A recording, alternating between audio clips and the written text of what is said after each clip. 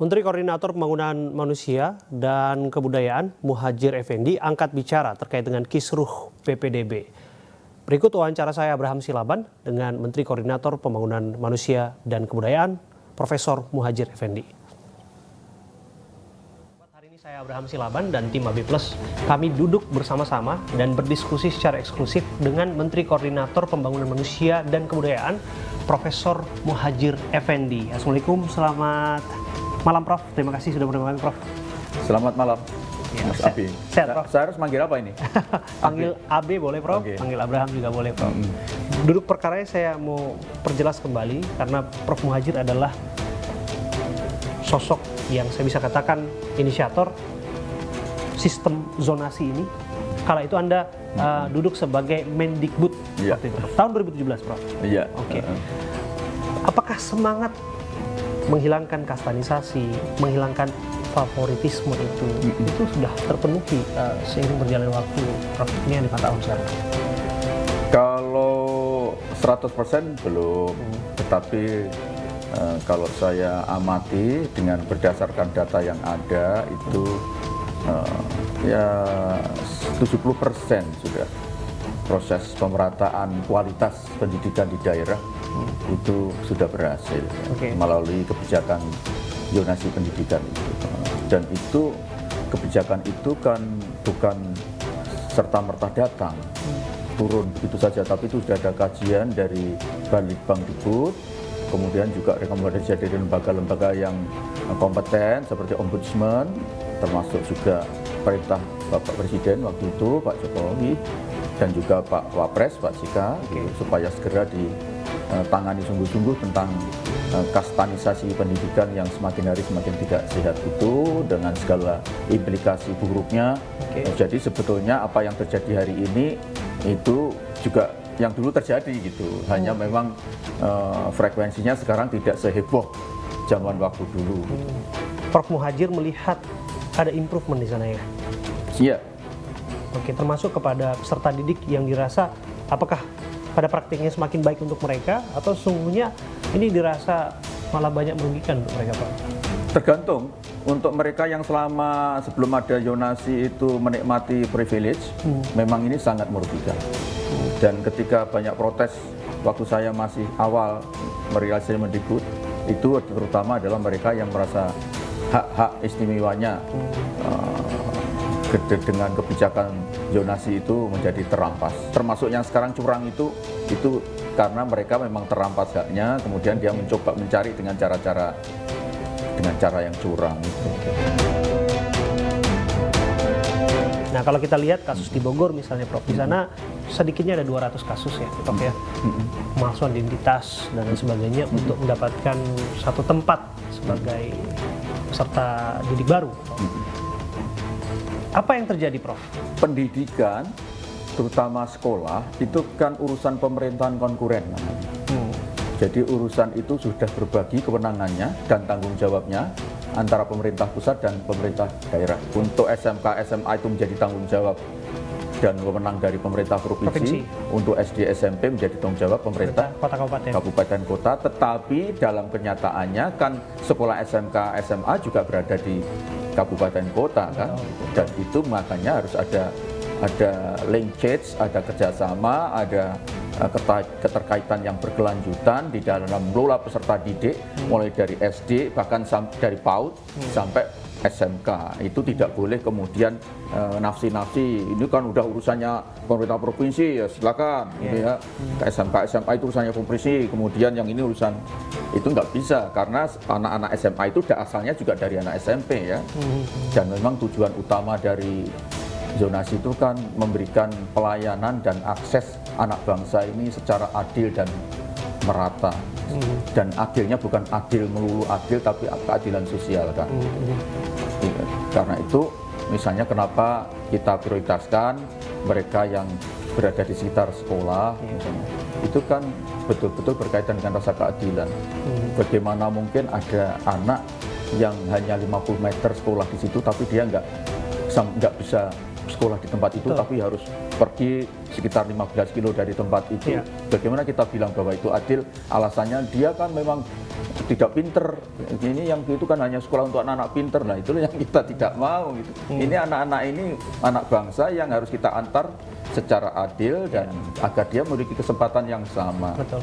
Betul, tapi pada prakteknya itu masih terus terjadi sebetulnya Prof ya sekarang. Bahkan jangankan yang jaraknya 50 meter. Di Tangerang tuh ada kasus yang sampai anggota keluarganya sampai ukur tuh 4 meteran tuh Prof. Dari jarak rumah dan jarak sekolahnya. Dan dia nggak bisa diterima. Dan dia tak masuk di situ. Makanya. Nah, kemudian ada lagi yang merasa seberangan sekolahnya, temboknya berdampingan dengan sekolahnya. Malah mereka nggak dapat jatah di situ. Nggak bisa begitu ya Prof. Iya. Makanya itu sebetulnya sekarang ini instrumennya jauh lebih sempurna dibanding pada awal ya tahun 2017 loh ya. Sekarang apa? Sekarang Dapodiknya sudah sangat bagus ya. Saya lihat Kemendikbudristek sangat concern. Kemudian Dukcapil kependudukan dan catatan sipil kita sudah ada. Kemudian kalau mengukur sekarang sudah ada Google Map. Jadi sebetulnya mestinya jangan sekolah-sekolah itu dan dinas-dinas pendidikan itu jangan ribet-ribet baru ketika mau ada penerimaan siswa baru. Mestinya itu harus sudah terpetakan tanpa henti itu ya. Misalnya anak-anak yang mau masuk SMP itu jelas inputnya kan SD kelas 6. Betul. Dan itu sudah bisa dihitung. Berapa yang sekarang kelas 6 SD di sekitar itu, berapa sekolah, nanti kapasitasnya berapa untuk SMP ini. Kalau ada kelebihan berarti harus ke SMP mana. Kalau situ ada SMP swasta, invest di subsidi dong. Jadi pemerintah tidak boleh mendiskriminasi lagi adanya keberadaan swasta dan negeri. Kenapa? Swasta itu juga diizinkan kok. Kalau memang enggak ya jangan diizinkan. Kalau pemerintah sudah mengizinkan di situ ada sekolah swasta, pemerintah bertanggung jawab untuk menyamakan kualitas. Nah, saya tangkap, ya, mudah-mudahan saya tidak subjektif. Untuk DKI sangat bagus. Sempat sejak saya menjadi Mendikbud sampai sekarang itu luar Progresif ya Prof? Progresif sekali. Maka sekarang saya sepanjang yang saya dengar gejolak di DKI nggak terlalu keras dibanding awal-awal dulu. Itu yang juga kami dengar. Karena sekolah swasta mereka juga bantu sehingga anak-anak itu orang tua itu sudah tahu kalau sama aja lah. Saya misalnya, saya nggak ada satupun anak saya yang sekolah di negeri di DKI ini. Semua saya sekolahkan di swasta dan bukan sekolah swasta yang harus bayar mahal. Kenapa? Saya berkeyakinan bahwa anak saya di swasta yang lebih dekat dengan swasta ini sama aja dengan seandainya dia harus sekolah di negeri. Jadi orang tua harus diyakinkan bahwa dia sekolah dimanapun anaknya itu mendapatkan pelayanan yang relatif sama. Ini luar biasa sekelas Menko dalam tanda kutip tidak menempatkan anaknya bersekolah di sekolah yang dianggap favorit, gitu ya Prof. Dan tidak harus bayar mahal sekolah favorit yang dimaksud. Biasa-biasa saja. Andai kata kemudian pemikiran itu bisa ditularkan yang lain, bisa demikian ya Prof? Ya dong, saya ambil kebijakan harus menjadi contoh dong. Jadi saya punya anak 3 SMA. Sekarang kedua SMA, yang satu SD, semua di sekolah swasta. Kalau mau pasti anak saya bisa, bukan saya nyombong, pasti lolos kalau masuk di SD. Tetapi karena saya lihat zonanya lebih dekat dengan swasta itu di dekat tempat saya tinggal, ya sudah di situ aja saya percayakan. Jadi orang tua menurut saya dosa besar kalau dia melakukan menyekolahkan anaknya dengan memburu sekolah favorit yang dia persepsikan itu dengan cara curang. Itu berarti dia telah menanamkan nilai-nilai kebobrokan berupa kecurangan kepada anaknya sendiri. Saya dengar yang lebih lantang sebetulnya bahasa dari Prof. Muhadjir, sudah mengajarkan anaknya sedari ini kelak untuk menjadi koruptor, begitu ya Prof? Nah itu Anda itu, saya setuju juga itu pernyataan itu. Nah, tapi pada prakteknya Prof ya, kalau kita lihat kecurangan-kecurangan yang terjadi, saya sudah sebutkan tadi salah satunya adalah pemalsuan identitas. Ya. Ada kecurangan afirmasi, jadi ada orang yang dianggap kaya, sebetulnya berkebutuhan, tapi dia ngaku miskin, supaya dia bisa dapat slot masuk ke sana, Prof. Bagaimana Prof melihat? Ya itulah, ini jadi justru pelopor-pelopor kecurangan ini bukan mereka yang tidak paham tentang aturan, tentang betapa besarnya nilai kejujuran. Ini malah banyak mereka yang sebetulnya ngerti gitu. Dalam tanda petik pejabat. Bahkan saya dengar masih ada yang jual beli bangku. Ya. Jadi murid titipan. Murid titipan. Iya. Kadarnya kalau yang dititipkan masih anaknya masih mending lah. Ini dia memang cari-cari siapa yang mau titip. Oh, kemudian bayar. Jadi Iya. calo gitu ya, Pak? Dan bayar itu pejabat itu bukan calo. Wah, Tim sukses. tim sukses ya. Tim sukses biasanya diberi jatah untuk tiap tahun sekian kursi untuk bisa masukkan di sekolah favorit, dan mestinya harus ada perda. Ini tidak bisa urusan begini diserahkan pusat. Tadi itu karena urusan sekolah itu sudah konkuren. Mestinya masing-masing daerah harus bikin perda yang keras untuk menindak siapa yang melakukan kecurangan itu. Kemudian harus dengan sungguh-sungguh melakukan proses pemerataan kualitas sekolah. Sehingga tidak ada lagi sekolah favorit, sekolah buncit, sekolah yang dianggap tidak mutu. Tidak hanya negeri, termasuk swasta harus juga diafirmasi. Dan kemudian masyarakat harus diyakinkan bahwa ini kamu sekolah dimanapun, anak Anda, itu sama. Sama saja. Saya pernah Relatif pakai sama. Empat. Sama termasuk rotasi guru. Oke, kualitas Guru-guru ya. itu bukannya kepala sekolah iya. Kepala sekolah itu kan manajer, ya. Harus dirotasi. Masuk guru, itu saya nemukan dulu sebelum ada Yonasi ini. Sekolah favorit itu isinya juga guru-guru favorit. Betul. Di samping guru favorit biasanya istrinya pejabat. Jadi istri pejabat-pejabat itu biasanya ngumpul di satu tempat sekolah favorit gitu. Kenapa di situ? Karena kan di situ isinya anak-anak yang di samping memang pinter, ada anaknya berduit.